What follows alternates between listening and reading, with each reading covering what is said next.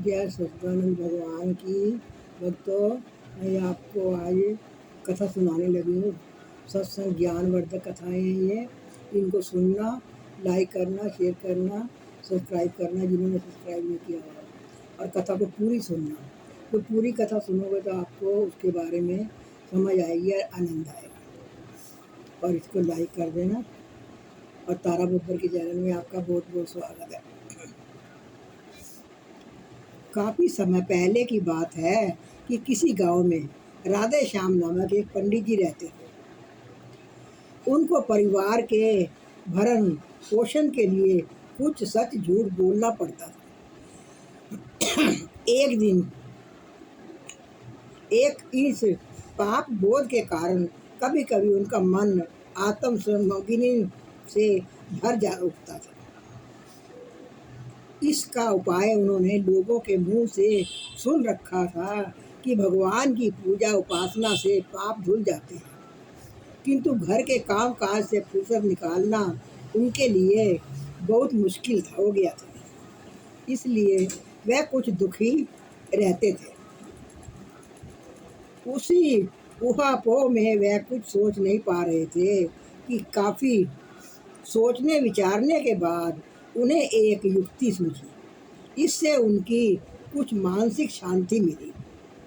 उनकी यह युक्ति यमराज से मित्रता की थी। उनको मालूम था कि आदमी की मृत्यु पर उसको लेने यमराज आते हैं और उसके कर्म अनुसार दंड देते हैं। धर्मराज के पास ले जाते हैं। धर्मराज के पास उसके द्वारा किए गए कर्मों का फल भोगने संबंधी आदेश पारित होता है। अब राधे श्याम से मस्तिष्क में यह विचार कांधा की यमराज से मित्रता हो तो कैसे। भगवान की माया, यमराज ने स्वयं आकर उनसे दोस्ती का हाथ बढ़ाया।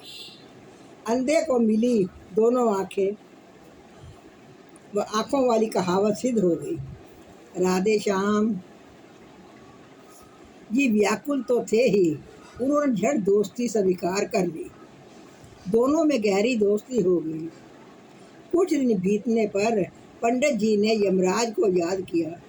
यमराज जी दोस्त की पुकार सुनकर दौड़े आए और पूछा, दोस्त अब आपने कैसे याद किया। भक्त लाइन पे बने रहिए और सुनते रहिए कथा को।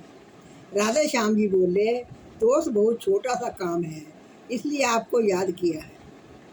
मुझे घर के काम काज से फुर्सत ही नहीं मिलती। मैं भगवान का स्मरण नहीं करूँगा तो वहाँ जाकर मुझे नरक का दुख भोगना पड़ेगा। आप तो रास्ते भर के साथी रहेंगे। बस आपको एक प्रार्थना है कि मुझे मृत्यु से कुछ दिन पहले आप एक चिट्ठी डाल दें, जिससे मैं सावधान हो जाऊं और संसारिक काम काज छोड़कर भगवान के भजन में लग जाऊं, ताकि आपको मेरे लिए पैरवी ना करनी पड़े। यमराज ने मुस्कुराते हुए जवाब दिया, यह तो कोई मुश्किल काम नहीं है। इसके अलावा कोई और काम हो तो बताओ। बस इतना ही है। लोग ज़्यादा ठीक नहीं होता। पंडित जी खुश होकर बोले, जो बस अब अपना आप इजाज़त दें। आपको तो मालूम है कि मुझे एक सेकेंड की भी फुर्सत नहीं मिलती। आपने याद किया इसलिए आ गया। दोस्त को विदा करके पंडित जी बहुत प्रसन्न रहने लगे।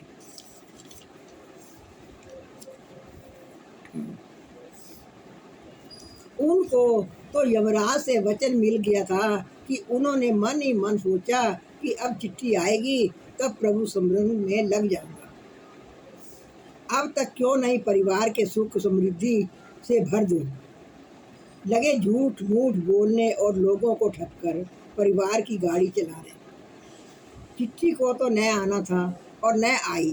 पंडित जी चिट्ठी की ही इंतजार में रह गए और उनकी मृत्यु हो गई। पंडित जी की मृत्यु होने पर उनके दोस्त यमराज आए तो उन्होंने दोस्त पर अपना आक्रोश व्यक्त किया। आप कैसे दोस्त हैं? आपसे तो अच्छे हमारे पृथ्वी के लोग हैं। जो कहते हैं कि दोस्त वही जो विपत्ति में काम आए, पर आप एक छोटा सा काम अपने दोस्त के लिए नहीं कर पाए। मैंने आपकी चिट्ठी की आशा में कितना पाप कर डाला, लेकिन आप तो विश्वासघाती निकले, दोस्ती के नाम पर कलंक लगा दिया। दोस्त, ध्यान से सुनो, यमराज ने कहा, मैं प्रत्येक मनुष्य का दोस्त हूँ और यह हर एक को चिट्ठी लिखता हूँ। आपको भी मैंने 3 चिट्ठियाँ लिखी थी, लेकिन मुझे तो एक भी चिट्ठी नहीं मिली। राधे श्याम जी बात काटते हुए बोले, आपको 3 पत्र लिखे थे। यमराज ने कहा, शुरू किया, वहाँ न तो कागज होता है और ना ही कलम, लेकिन हम लोग हर प्राणी की चिट्ठी भेजते हैं, सावधान कर देते हैं। जैसे मैंने आपको पहला पत्र तब दिया था जब आपके बाल पकने शुरू हो गए थे, तब आप उसको नहीं पढ़ सके। तब मैंने दूसरा पत्र डाला, वह था आपके दांतों का टूटना। लेकिन अब भी आप नहीं पढ़ पाए। तब मैंने अंतिम पत्र लिखा, जबकि आपको नींद बहुत कम आने लगी। अब आप ही बताएं कि मैं कैसे विश्वासघाती हूँ। अगर कोई पढ़ ही ना पाए तो मैं क्या करूँ। आप तो अपने को पंडित कहते थे और लोगों को सुनाते थे काला अक्षर भैंस बराबर, किंतु दुख की बात है कि आपने यह अपने लिए ही चरितार्थ कर डाला। बेचारे पंडित जी क्या करते, अपनी पंडिताई को मूर्खता में बदलते देख रुआसा होकर करुण स्वर में बोले, दोस्त, यमराज के पास थोड़ी बहुत पैरवी कर दीजिए ताकि मुझे याचनाएं ना सहनी पड़े। ये पैरवी पैगाम केवल पृथ्वीलोक में ही चलता है, मेरे यहाँ इसका कोई नाम नहीं जानता।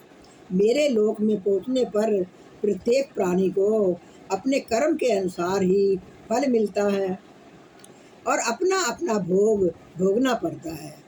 आपको भी अपने किए का फल भोगना ही पड़ेगा।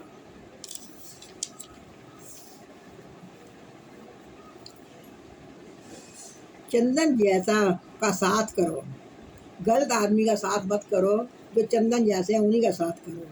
कहते हैं कि लुकमान हकीम बहुत बड़ा विद्वान थे, सदाचारी। एक बार मरते समय उसने अपने बेटे को अपने पास बुलाया और आखिरी समय की सब बातें उसे समझाई। बेटे ने पूछा, पिताजी और कुछ कहना है? लुकमान को अंतिम सांस आ रही थी। उसने कहा, हाँ, एक बात कहना भूल गया। लुकमान ने इशारा किया। बेटे ने सामने रखी धूपदान में से चंदन का चूरा हाथ में लेकर लुकमान के माथे सामने किया। फिर लुकमान ने एक इशारा किया। बेटा चूल्हे में से एक कोयला हाथ में उठाकर ले आ। लुकमान ने देखा और कहा, दोनों दो गिरा दो, गिरा दो, दोनों दो गिरा दो, गिरा दिया। अब लुकमान ने बेटे को हथेली देखी और कहा, बेटा, जिस हथेली पर चंदन था उसे गिर जाने पर भी महक रही है और कोयले वाली कोयला गिर जाने के बाद भी काली हो रही है। बेटा को समझ नहीं कहा। पिताजी, आप कहना क्या चाहते हैं? लुकमान लंबी सांस लेकर बोला, बेटा, अच्छे आदमियों की संगत सोबत चंदन जैसी है।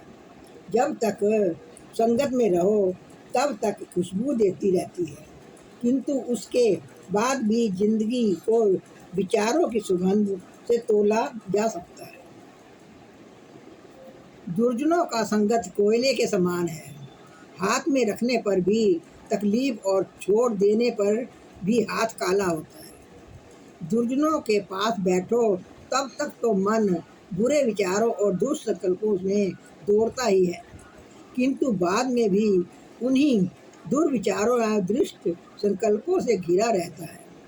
बेटा, जीवन में चंदन जैसे आदमियों का साथ करना, कोयले जैसों का नहीं। लुकमान ने अंतिम बात कही। बहुत पहले एक दोहा पढ़ा था, केवल प्रसन्नता ही एक इत्र है, जिसे आप दूसरों पर छिड़के तो उसकी कुछ बूंदें अवश्य ही आप पर भी पड़ती है। केवल प्रसन्नता ही एक इत्र है, जिसे आप दूसरों पर छिड़कें तो उसकी कुछ बूंदें अवश्य ही आपके ऊपर पड़ती हैं। यह मत पूछो कि आपका देश आपके लिए क्या कर रहा है, बल्कि यह बताइए कि आप अपने देश के लिए क्या कर सकते हैं। वह व्यक्ति प्रसन्न नहीं रह सकता जो प्रसन्नता के प्रति आशा नहीं रखता। गुणों से ही मनुष्य महान बनता है, ऊंचे आसन पर बैठने से नहीं, महल के ऊंचे शिखर पर बैठने से कौवा हंस नहीं बन सकता।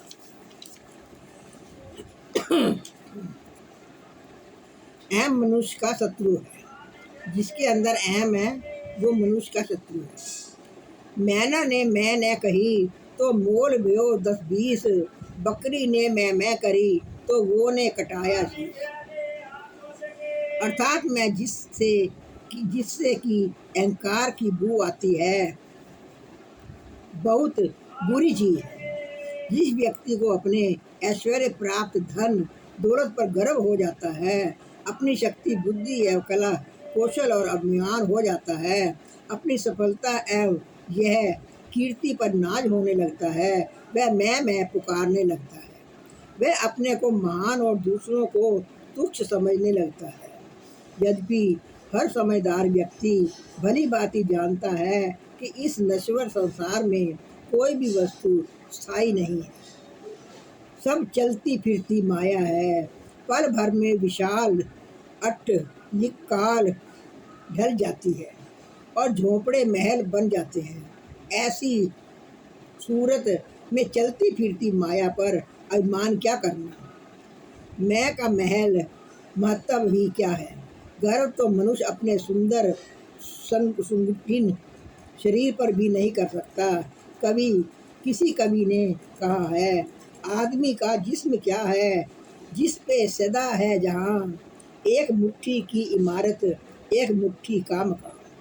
खून तो गारा है इसमें, ईंट इसमें हड्डियाँ, चंद सांसों पर खड़ा है यह खाली आंसू। मौत की पुरजो आंधी इसे जब टकराएगी, देख लेना ये इमारत खुद बेखुद गिर जाएगी।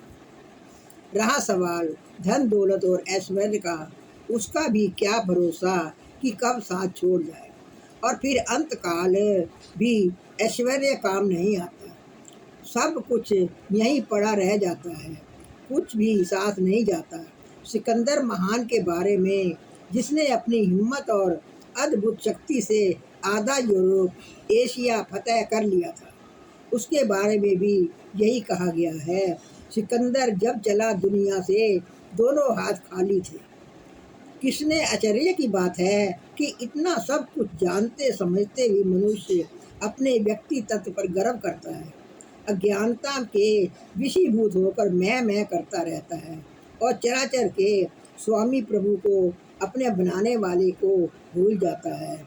उसे याद ही नहीं रहता कि जमाना रंग बदलता है, यहाँ बस किसका चलता है।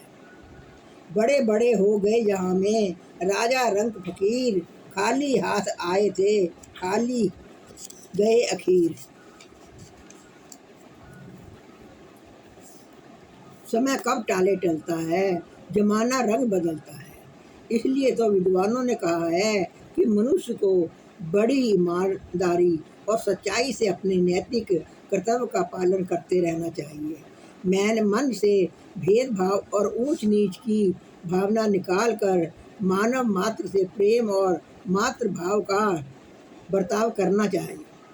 दीन दुखियों और पीड़ितों की यथा संभव सहायता करनी चाहिए और जो कुछ प्राप्त हो उसी पर संतोष करके परम पिता परमात्मा को सदा सर्वदा याद करते रहना चाहिए।